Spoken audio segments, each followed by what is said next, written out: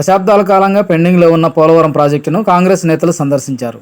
ఈ సందర్భంగా నాయకులు మాట్లాడుతూ దివంగత ముఖ్యమంత్రి డాక్టర్ వైఎస్ రాజశేఖర రెడ్డి హయాంలోనే 2004-2009 సంవత్సరాల్లోనే కేంద్ర ప్రభుత్వం నుండి పోలవరం ప్రాజెక్టుకు కావాల్సిన అన్ని అనుమతులను తీసుకొచ్చారని తెలిపారు.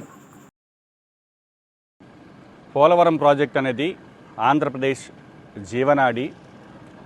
దీనిని గ్రహించినటువంటి వ్యక్తి స్వర్గీయ రాజశేఖర రెడ్డి గారు. రాజశేఖర రెడ్డి గారి హయాంలోనే 2004 నుంచి 2009 మధ్యలో దీనికి రావాల్సినటువంటి కేంద్ర ప్రభుత్వం నుంచి అన్ని అనుమతులు కూడా సాధించినటువంటి వ్యక్తి.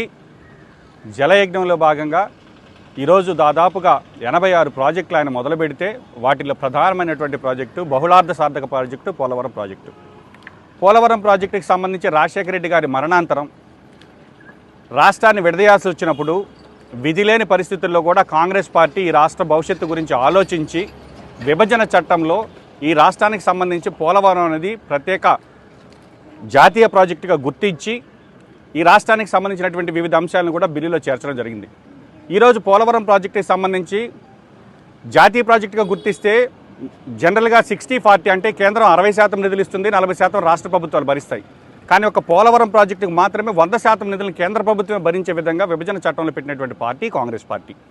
అయితే రాజశేఖర రెడ్డి గారి మరణాంతరం ఈ యొక్క రాష్ట్రం విడిపోవడం, తర్వాత ఈ యొక్క చంద్రబాబు గారి ప్రభుత్వం రావడం, దాని తర్వాత జగన్మోహన్ రెడ్డి గారి ప్రభుత్వం, ఈ 10 సంవత్సరాల్లో కూడా పోలవరం ప్రాజెక్టు నత్తనడకను ఏ విధంగా సాగుతుంది, నిర్వాసితులకు సంబంధించినటువంటి సమస్యలు ఏమిటి, పోలవరం ప్రాజెక్టు నిర్మాణంలో ఉండేటటువంటి అవకతవకలు ఏమిటి, వీటన్నిటిని కూడా శ్రీమతి షర్మిలారెడ్డి గారు కాంగ్రెస్ పార్టీ అధ్యక్షురాలు చిత్తశుద్ధితో ఏదైతే తన తండ్రి ఆశయాలను ఈరోజు నీరుగారుస్తున్న ఈ ప్రభుత్వాలు తండ్రి ఆశయాల కోసం పోరాడాలి, తండ్రి ఆస్తులకి కోసం పోరాడే వాళ్ళు రాజకీయ వారసులు కాదు, మా నాన్న ఆశయాలు ఏదైతే ఉన్నాయో పోలవరం ప్రాజెక్టు కావచ్చు, ఆరోగ్యశ్రీ కావచ్చు, ఫీజు రియంబర్స్మెంట్ కావచ్చు, ఇవన్నీ కూడా మరుగున పడిపోతున్నాయి.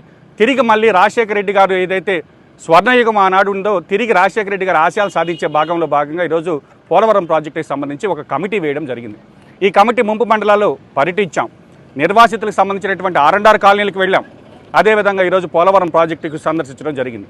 పోలవరం ప్రాజెక్టుకి సంబంధించి రాష్ట్ర ప్రజలకు ఒకటే విన్నవిస్తున్నాం, పోలవరం ప్రాజెక్టు యొక్క ఎత్తు మినిమం డ్రా డౌన్ లెవెల్ అంటే కనిష్ట నీటి నిల్వ స్థాయికి ఒక ప్రాజెక్టుని తీసుకొచ్చారంటే ప్రపంచంలో ఇంతకన్నా ఘోరమైనటువంటి పరిస్థితి ఉండదు. ఈరోజు రాష్ట్ర రైతాంగానికి సంబంధించి చంద్రబాబు గారు నదులు అనుసంధానం చేస్తారంటున్నారు. 41.5 మీటర్ల కంటే 135 అడుగులకి ఈరోజు మేము చూసాం, సందర్శించాం. ఆ ఎత్తుకి కనుక మీరు నీటి నిల్వ సామర్థ్యాన్ని ఉంచితే ఈరోజు పవర్ హౌస్ కూడా వృధాగా ఉండేటటువంటి పరిస్థితి. కాబట్టి రాష్ట్ర రైతాంగం మేల్కోవాలి.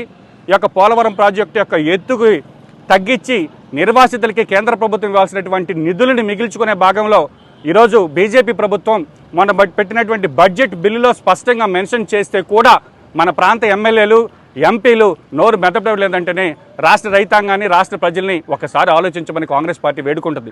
కాబట్టి కాంగ్రెస్ పార్టీ స్పష్టంగా నిర్వాసితుల సమస్యల్లో కావచ్చు, పోలవరం ప్రాజెక్టు నిర్మాణం యొక్క డిజైన్ల యొక్క లోపం, ఎందుకంటే యాన్యువల్ రిపోర్ట్లోనే స్పష్టంగా అప్పర్ కాపర్ డ్యామ్ కట్టకపోయిన దానివల్ల 2020లో వచ్చినటువంటి వరదల్లో నిర్మించినటువంటి డయాఫ్రామ్ వాల్ కొట్టుకుపోయిందని స్పష్టంగా రాశారంటేనే వీళ్ళకి ఏమాత్రం చిత్తశుద్ధి ఉందో ఈ రాష్ట్ర ప్రజలు ఆలోచించాలి.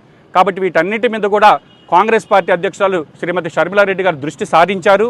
దాని మీద ఒక కమిటీ వేయడం జరిగింది. కమిటీ అన్నీ కూడా పరిశీలించి నివేదిక ఇచ్చిన తర్వాత దీనిపైన ప్రజల పక్షాన, రాష్ట్ర రైతాంగ పక్షాన కాంగ్రెస్ పార్టీ కొట్లాడుతుంది.